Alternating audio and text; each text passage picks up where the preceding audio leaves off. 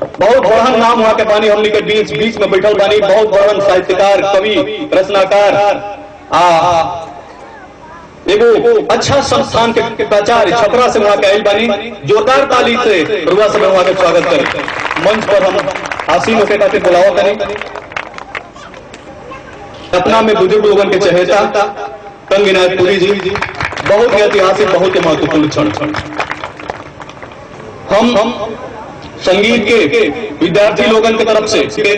और यहाँ उपस्थित सारा युवा लोगन के प्रतिनिधि बनकर राजेंद्र बाबू को मल्यार्पण कर जोरदार ताली के साथ हुआ सब स्वागत करें।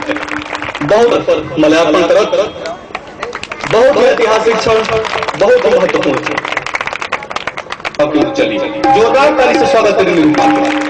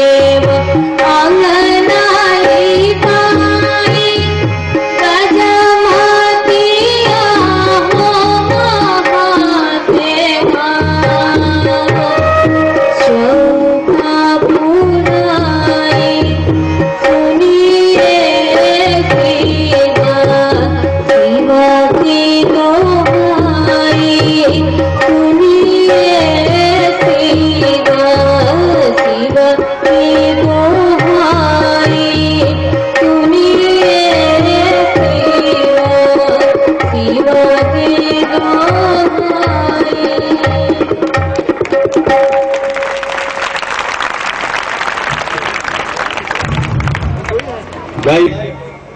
प्रभा प्रकाश डिग्री कॉलेज के संस्थापक, हमनी के गुरु, हमनी के आदर्श श्री घनश्याम शुक्ल जी के वहां के स्वागत भाषण दर्शक दीर्घा में बैठल रही कार्यक्रम देखत रही हमनी के बीच आ रहा बनी जौन भी कार्यक्रम हो हमनी का आदर्श स्वागत करी श्री घनश्याम शुक्ल जी के स्वागत भाषण।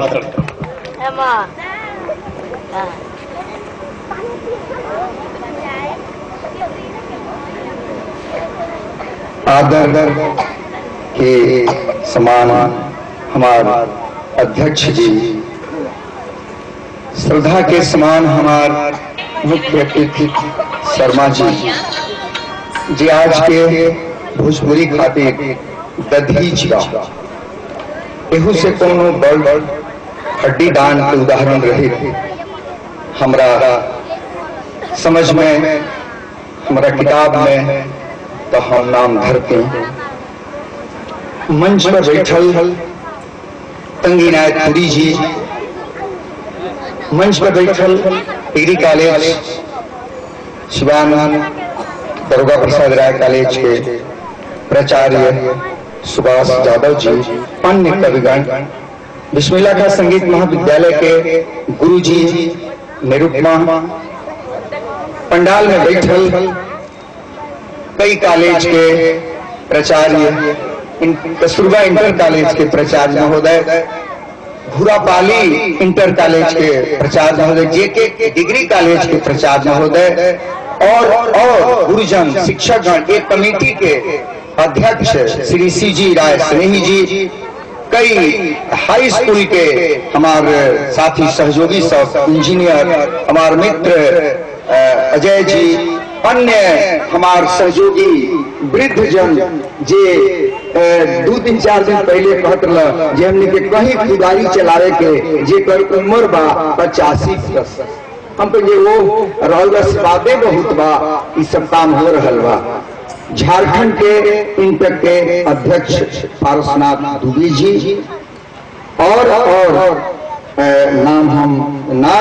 यदि कह पाए, और छात्र छात्रा लोग, छोटा छोटा बच्चा लोग 7 बजे भोर में 5 किलोमीटर का दायरा से ही बच्ची लोग आके अपने सभी बात के साथ नहीं जाना, 1.5-2 किलोमीटर का लाइन में जय भोजपुरी के नारा लगाओ, जे देख ले बा वो कार्यक्रम के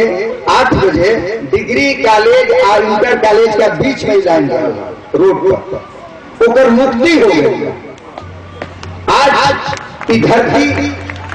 ऊसर जमीन केसर बन गई बा, ऐसे कार्यक्रम से ऐसा तपस्वी साधक सिद्ध सरस्वती के वरद पुत्र का अल्लाह कभी हमनी का कल्पना में रहे कहा कि ये धरती पर ऐसा लोग भी आए, लेकिन शायद अपने सबके जा बैठल अभिभावक लोग, गार्जियन, किसान, मजदूर सब कहानियां हम नहीं बता सकत, बाकी हम कैलाशवासी कैलाश में शिव जी का लग, चाहे काशीवासी बाबा विश्वनाथ का लग, चाहे बैजनाथ बाबा का लग, हम एक पंडाल में